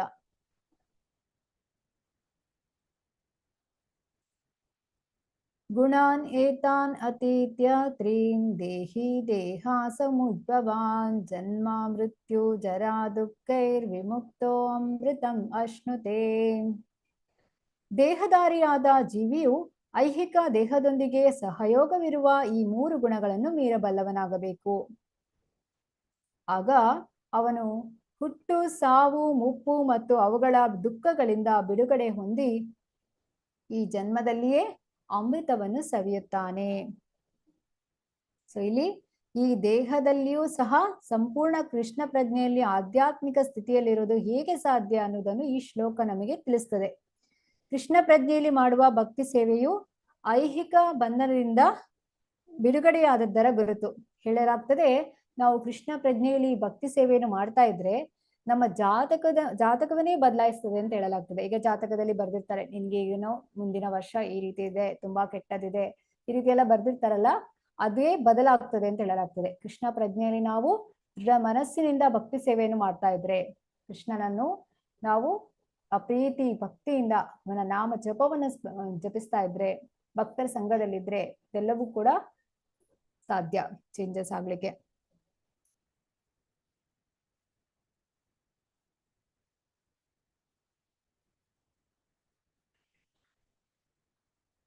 ಒಬ್ಬನು ಈ ಗುಣಗಳಿಗೆ ಅತೀತನಾಗಿದ್ದಾನೆಂದು ಯಾವ ಲಕ್ಷಣಗಳಿಂದ ತಿಳಿಯಬಹುದು?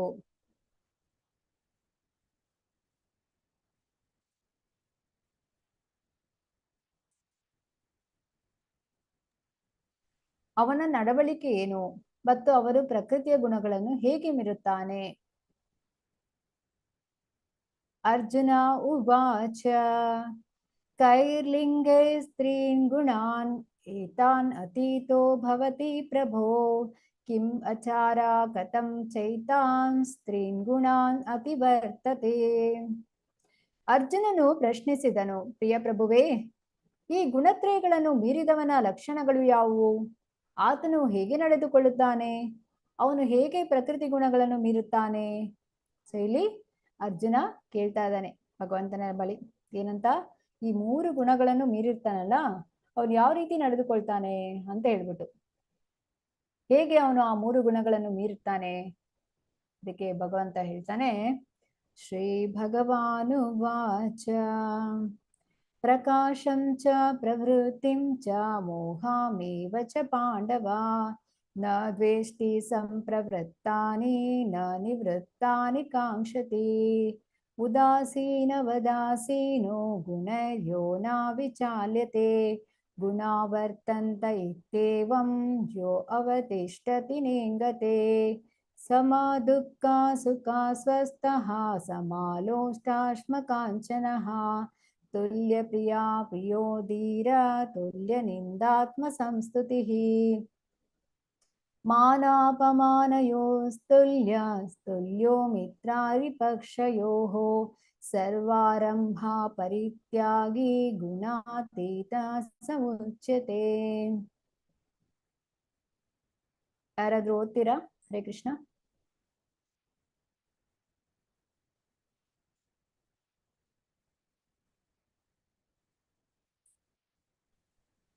ದೇವೋತ್ತಮ ಪರಮಪುರುಷನು ಹೀಗೆಂದನು: ಪಾಂಡುವಿನ ಮಗನಾದ ಅರ್ಜುನನೇ, ಈ ಲಕ್ಷಣಗಳಿರುವ ಮನುಷ್ಯನು ಗುಣಗಳನ್ನು ಮೀರಿದವನು ಎಂದು ಹೇಳುತ್ತಾರೆ. ಅವನು ಬೆಳಕು, ಪ್ರವೃತ್ತಿ ಮತ್ತು ಮೋಹಗಳು ಇದ್ದಾಗ ಅವನ್ನು ದ್ವೇಷಿಸುವುದಿಲ್ಲ, ಅವು ಮರೆಯಾದಾಗ ಅವುಗಳನ್ನು ಬಯಸುವುದಿಲ್ಲ. ಅವನು ಐಹಿಕ ಗುಣಗಳ ಈ ಎಲ್ಲಾ ಪ್ರತಿಕ್ರಿಯೆಗಳ ಉದ್ದಕ್ಕೂ ನಿಶ್ಚಲವಾಗಿ ಮತ್ತು ನಿರಾತಂಕವಾಗಿ ಇರುತ್ತಾನೆ. ಗುಣಗಳು ಮಾತ್ರವೇ ಕೆಲಸ ಮಾಡುತ್ತವೆ ಎನ್ನುವುದನ್ನು ಅರ್ಥ ಮಾಡಿಕೊಂಡು ಉದಾಸೀನನಾಗಿ ಮತ್ತು ಆಧ್ಯಾತ್ಮಿಕ ಮನಸ್ಕನಾಗಿ ಉಳಿಯುತ್ತಾನೆ. ಅವನು ಆತ್ಮನಲ್ಲಿ ಸ್ಥಿರನಾಗಿ ಸುಖ ದುಃಖಗಳನ್ನು ಒಂದೇ ರೀತಿ ಕಾಣುತ್ತಾನೆ. ಒಂದು ಮಣ್ಣಿನ ಹೆಂಟೆ, ಒಂದು ಕಲ್ಲು ಮತ್ತು ಒಂದು ಚಿನ್ನದ ತುಂಡು ಎಲ್ಲವನ್ನೂ ಸಮದೃಷ್ಟಿಯಿಂದ ಕಾಣುತ್ತಾನೆ. ಪ್ರಿಯ ಅಪ್ರಿಯಗಳ ವಿಷಯದಲ್ಲಿ ಒಂದೇ ಸಮನೆ ಇರುತ್ತಾನೆ. ಹೊಗಳಿಕೆ ಮತ್ತು ತೆಗಳಿಕೆ, ಮಾನ ಮತ್ತು ಅಪಮಾನ ಇವುಗಳ ವಿಷಯದಲ್ಲಿ ಒಂದೇ ರೀತಿ ಇದ್ದು ಸ್ಥಿರನಾಗಿರುತ್ತಾನೆ. ಮಿತ್ರ ಮತ್ತು ಶತ್ರುಗಳ ವಿಷಯದಲ್ಲಿ ಒಂದೇ ರೀತಿ ನಡೆದುಕೊಳ್ಳುತ್ತಾನೆ ಮತ್ತು ಎಲ್ಲ ಐಹಿಕ ಚಟುವಟಿಕೆಗಳನ್ನು ಪರಿತ್ಯಜಿಸಿರುತ್ತಾನೆ. ಧನ್ಯವಾದ ಮಾತಾಜಿ. ಧನ್ಯವಾದ ಮಾತಾಜಿ. ಹರೇ ಕೃಷ್ಣ. ಸೊ ಇಲ್ಲಿ ಭಗವಂತ ಹೇಳ್ತಾನೆ ಏನಂತೇಳಿ, ಅರ್ಜುನ, ಈ ಲಕ್ಷಣಗಳಿರುವ ಮನುಷ್ಯನು ಗುಣಗಳನ್ನು ಮೀರಿದವನು ಅಂತ ಹೇಳ್ತಾರೆ. ಯಾವ ಲಕ್ಷಣಗಳು? ಇಲ್ಲಿ ಯಾರನ್ನು ಅದಕ್ಕೆ ಹೇಳಿದ್ದಾರೆ ಗುಣಗಳನ್ನು ಮೀರಿದವನು ಅಂತ ಹೇಳಿದ್ರೆ ನಾರದ ಮಹರ್ಷಿಗಳನ್ನು ಇಲ್ಲಿ ಉದಾಹರಣೆಯಾಗಿ ನೋಡ್ಬೋದು. ಸೊ ಆಧ್ಯಾತ್ಮಿಕ ನೆಲೆಯಲ್ಲಿರುವವನಿಗೆ ಅಸೂಯೆ ಇಲ್ಲ, ಅವನು ಏನನ್ನು ಕೂಡ ಬಯಸೋದಿಲ್ಲ. ಮನುಷ್ಯನಿಗೆ ಐಹಿಕ ದೇಹದ ಪ್ರಜ್ಞೆ ಇದ್ದಾಗ ಅವನು ಇಂದ್ರಿಯ ತೃಪ್ತಿಗಾಗಿ ಕೆಲಸ ಮಾಡ್ತಾನೆ. ಆದ್ರೆ ಪ್ರಜ್ಞೆಯನ್ನು ಕೃಷ್ಣನಿಗೆ ವರ್ಗಾಯಿಸಿದಾಗ ಆಗ ಇಂದ್ರಿಯ ತೃಪ್ತಿಯು ತಾನಾಗಿಯೇ ಹೋಗ್ತದೆ. ಕೃಷ್ಣ ಪ್ರಜ್ಞೆಯಲ್ಲಿ ನಾವು ಕೆಲಸ ಮಾಡಿದಾಗ, ಈಗ ನಾವು ಶುಚಿತ್ವದಲ್ಲಿ ಅಡುಗೆಯನ್ನು ತಯಾರಿಸುವಂಥದ್ದು, ಅಡುಗೆಯನ್ನು ತಯಾರಿಸಿ ನನಗಾಗಿ ಅಲ್ಲ, ಭಗವಂತನಿಗಾಗಿ, ಅಂದ್ರೆ ನಾವು ನೈವೇದ್ಯ ಮಾಡಿ ಮತ್ತೆ ಸ್ವೀಕರಿಸುವಂಥದ್ದು, ಇದು ಕೃಷ್ಣ ಪ್ರಜ್ಞೆ. ಅಂದ್ರೆ ಕೃಷ್ಣನಿಗೆ ಇದು ಇಷ್ಟ ಆಗುತ್ತೆ, ನಾನು ಕೃಷ್ಣನಿಗೆ ಇಟ್ಟು ಮತ್ತೆ ಕೃಷ್ಣ ಆ ಒಂದು ಪ್ರಸಾದವನ್ನು ಸ್ವೀಕರಿಸ್ತೇನೆ. ಈ ರೀತಿಯಾಗಿ ಮಾನ ಅಪಮಾನಗಳೆಂದು ಜನರು ಯಾವುದನ್ನು ಕರೆಯುವರೋ ಅವುಗಳು ಐಹಿಕ ನೆಲೆಯಲ್ಲಿರುವ ಮನುಷ್ಯನ ಮೇಲೆ ಪರಿಣಾಮ ಮಾಡ್ತದೆ. ಯಾರು ಈ ದೇಹದ ಭಾವನೆಯಲ್ಲಿ ಇರ್ತಾರೆ, ನಾನು ಇಂಥವರ ಮಗ, ಇಂಥವರ ಹೆಂಡತಿ, ಇಂಥವರ ಸೊಸೆ, ಇಂಥವರ ಮಗಳು, ಈ ರೀತಿಯಾಗಿ ಎಲ್ಲ ದೇಹದ ಭಾವನೆಯಲ್ಲಿ ಇರ್ತಾರಲ್ಲ, ಅವರು ಈ ಮಾನ, ಪೂಜೆ, ಪ್ರತಿಷ್ಠೆ ಇದನ್ನು ಎಕ್ಸ್ಪೆಕ್ಟ್ ಮಾಡ್ತಾ ಇರ್ತಾರೆ. ಅವರು ಯಾರು ಈ ಮಾನ ಅಪಮಾನಗಳೆಂದು ಕರೀತಾರೆ ಅಂದ್ರೆ ದೇಹದ ಭಾವನೆಯಲ್ಲಿ ಇರ್ತಾರೆ, ಅವರಿಗೆ ಈ ಅದೊಂದು ಪರಿಣಾಮ ಬೀರುತ್ತೆ ಅವ್ರ ಮೇಲೆ. ಇಲ್ಲ, ನೀವು ಭಕ್ತರನ್ನು ನೋಡ್ಬೋದು, ಅವರು ನ ಶೋಚತಿ ನ ಕಾಂಕ್ಷತಿ, ಬ್ರಹ್ಮಭೂತ ಪ್ರಸನ್ನಾತ್ಮ ನ ಶೋಚತಿ ನ ಕಾಂಕ್ಷತಿ. ಅವರು ಯಾವುದಕ್ಕೂ ಕೂಡ ವ್ಯಥೆಯೂ ಪಡುವುದಿಲ್ಲ ಅಥವಾ ಅದರಿಂದ ತುಂಬಾ ಹಿಗ್ಗುವುದು ಕೂಡ ಇಲ್ಲ, ಕುಗ್ಗುವುದು ಕೂಡ ಇಲ್ಲ, ಒಂದೇ ರೀತಿಯಾಗಿ ಇರ್ತಾರೆ. ನಂತರ ಆಧ್ಯಾತ್ಮಿಕ ನೆಲೆಯಲ್ಲಿರುವ ಮನುಷ್ಯನ ಮೇಲೆ ಅಂದ್ರೆ ಕೃಷ್ಣ ಪ್ರಜ್ಞೆಯಲ್ಲಿದ್ರೆ ಇಂತಹ ಹುಸಿ ಮಾನಾಪಮಾನಗಳು ಯಾವುದೇ ಪರಿಣಾಮವನ್ನು ಮಾಡೋದಿಲ್ಲ.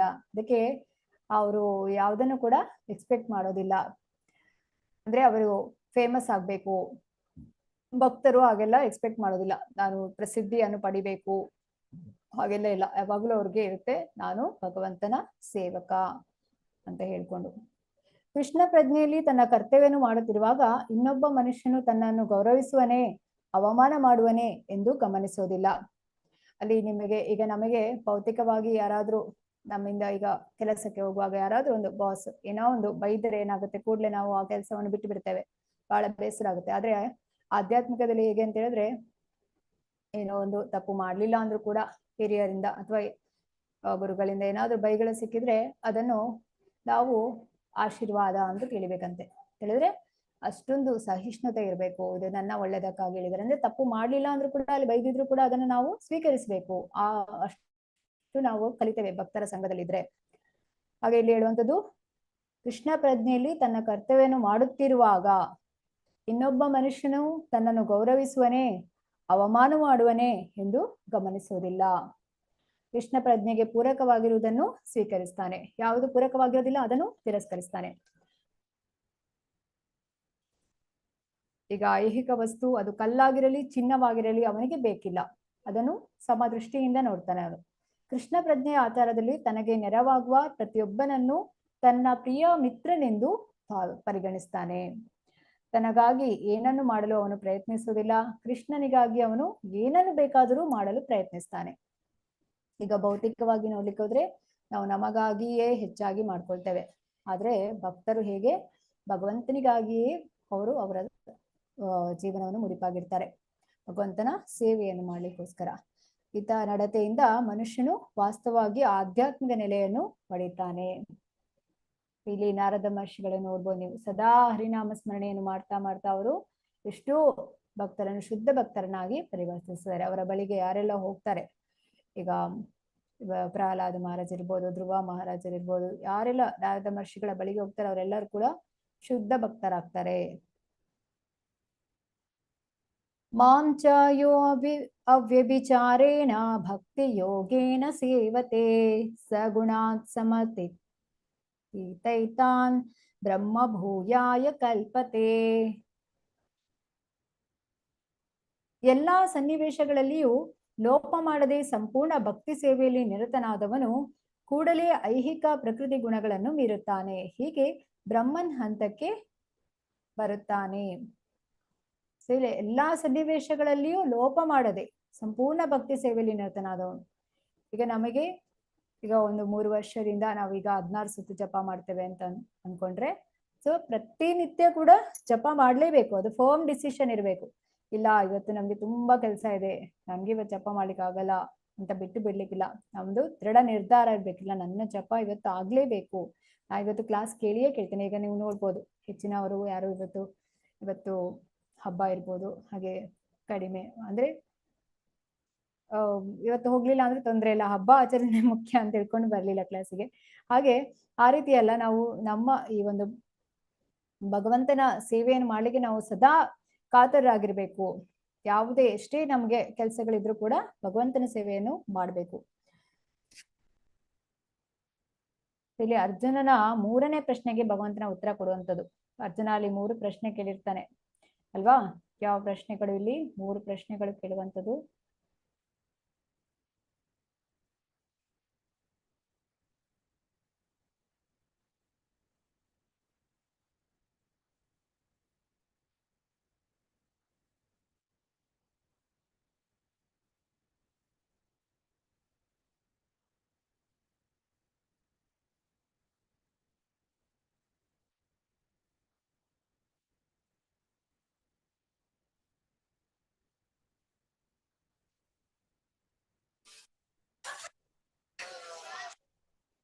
ಅಂದ್ರೆ ಹೇಗೆ ನಡೆದುಕೊಳ್ತಾನೆ ಅಂತೇಳಿ, ಈ ಗುಣಗಳನ್ನು ಮೀರಿದವನು ಹೇಗೆ ನಡೆದುಕೊಳ್ತಾನೆ, ಗುಣತ್ರಯಗಳನ್ನು ಮೀರಿದವನು ಅಂತೇಳಿ.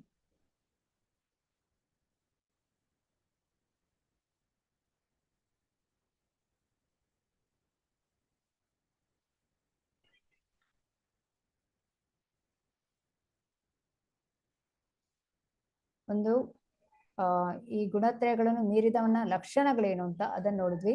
ಆತನು ಹೇಗೆ ನಡೆದುಕೊಳ್ತಾನೆ ಅಂತಾಯ್ತು. ಅವನು ಹೇಗೆ ಪ್ರಕೃತಿ ಗುಣಗಳನ್ನು ಮೀರುತ್ತಾನೆ, ಈ ಪ್ರಶ್ನೆಗೆ ಉತ್ತರವನ್ನು ಇಲ್ಲಿ ಕೊಡ್ತಾನೆ.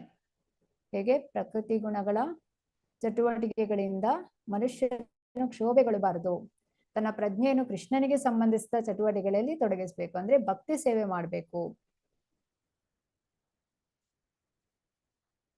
ಹೇಗೆ ತಾನು ನಿತ್ಯ ಜ್ಞಾನಾನಂದನು, ಅಂದ್ರೆ ಜೀವಿ ಕೂಡ ಸಚ್ಚಿದಾನಂದ.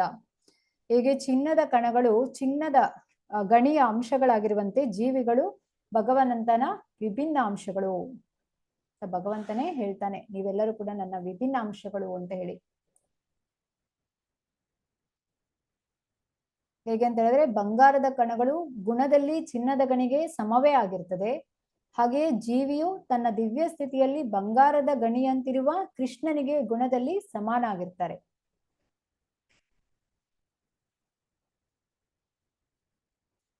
ಈ ಶ್ಲೋಕದಲ್ಲಿ ಬ್ರಹ್ಮನ್ ಹಂತಕ್ಕೆ ಬರುವುದು ಅಂತ ಹೇಳಿದ್ರೆ, ಈ ಶ್ಲೋಕದಲ್ಲಿ ಬ್ರಹ್ಮನ್ ಅಂತ ಹೇಳಿದ್ರೆ ಎಲ್ಲಾ ಐಹಿಕ ಕಲ್ಮಶ ಸೋಂಕಿನಿಂದ ಮುಕ್ತನಾಗುವುದು. ಅಂದ್ರೆ ಮನುಷ್ಯನು ಗುಣಾತ್ಮಕವಾಗಿ ಬ್ರಹ್ಮನೊಂದಿಗೆ ಒಂದಾಗಬೇಕು. ನಾನು ಈ ದೇಹವಲ್ಲ, ನಾನು ಆತ್ಮ, ಬ್ರಹ್ಮನ್ ಅಂತ.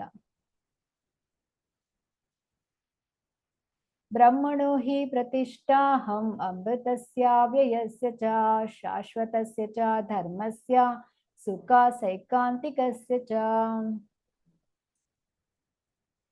ನಿರಾಕಾರ ಬ್ರಹ್ಮನಿಗೆ ಮೃತ್ಯುವಿಲ್ಲ, ಅವನು ಅವಿನಾಶಿ, ಶಾಶ್ವತ, ಪರಮ ಸುಖವೇ ಅದರ ಸಹಜ ಸ್ಥಿತಿ. ನಾನು ಈ ನಿರಾಕಾರ ಬ್ರಹ್ಮನಿಗೆ ಆಧಾರ. ಸೊ ನಿಮಗೆ 3 ಸಾಕ್ಷಾತ್ಕಾರ ಗೊತ್ತಿದೆ ಅಲ್ವಾ? ಯಾವುದೆಲ್ಲ? ಭಗವಂತನ 3 ಸಾಕ್ಷಾತ್ಕಾರ. ಹರೇ ಕೃಷ್ಣ. 2ನೇ ಅಧ್ಯಾಯದಲ್ಲಿ ನೀವು 3 ಸಾಕ್ಷಾತ್ಕಾರದ ಬಗ್ಗೆ ತಿಳಿದ್ರಿ ಅಲ್ಲ? ವದಂತಿ ತತ್ವಿದಸ್ ತತ್ವಂ ಯಜ್ಞಾನಮದ್ವಯಂ ಬ್ರಹ್ಮೇತಿ ಪರಮಾತ್ಮೇತಿ ಭಗವಾನಿತಿ ಶಬ್ದತೆ. ಇಲ್ಲಿ ಬ್ರಹ್ಮೇತಿ ಸಾಕ್ಷಾತ್ಕಾರ ಅಂತ ಹೇಳಿದ್ರೆ ಭಗವಂತನ ದೇಹದ ಕಿರಣ. ಇಲ್ಲಿ ಹೇಳುವಂಥದ್ದು ನಿರಾಕಾರ ಬ್ರಹ್ಮನಿಗೆ ಮೃತ್ಯುವಿಲ್ಲ.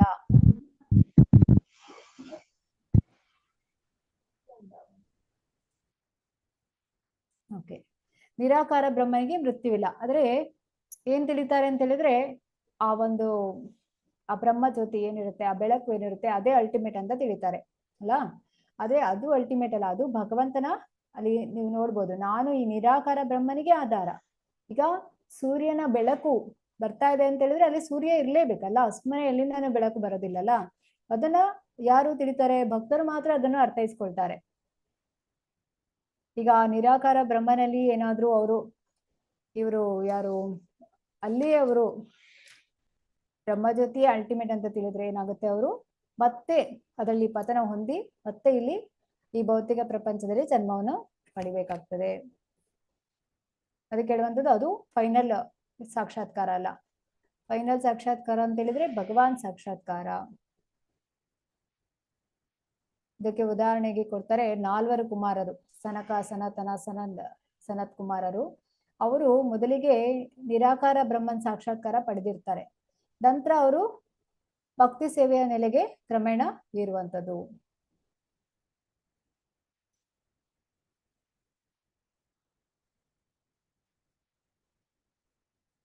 ಅಧ್ಯಾಯ 14ರ ಅವಲೋಕನ. ಭೌತಿಕ ಪ್ರಕೃತಿಯಿಂದ ಆತ್ಮದ ಬಂಧನ 1ರಿಂದ 3, 13ನೇ ಶ್ಲೋಕ. ಪ್ರಕೃತಿಯ ಗುಣಗಳ ಬಂಧನದಿಂದ ಉಂಟಾಗುವ ಪರಿಣಾಮಗಳು 14ರಿಂದ 18ನೇ ಶ್ಲೋಕ. ಗುಣಗಳನ್ನು ಮೀರುವುದು ಗುಣಾತೀತ 19ರಿಂದ 27ನೇ ಶ್ಲೋಕದಲ್ಲಿ ನೋಡ್ಬೋದು.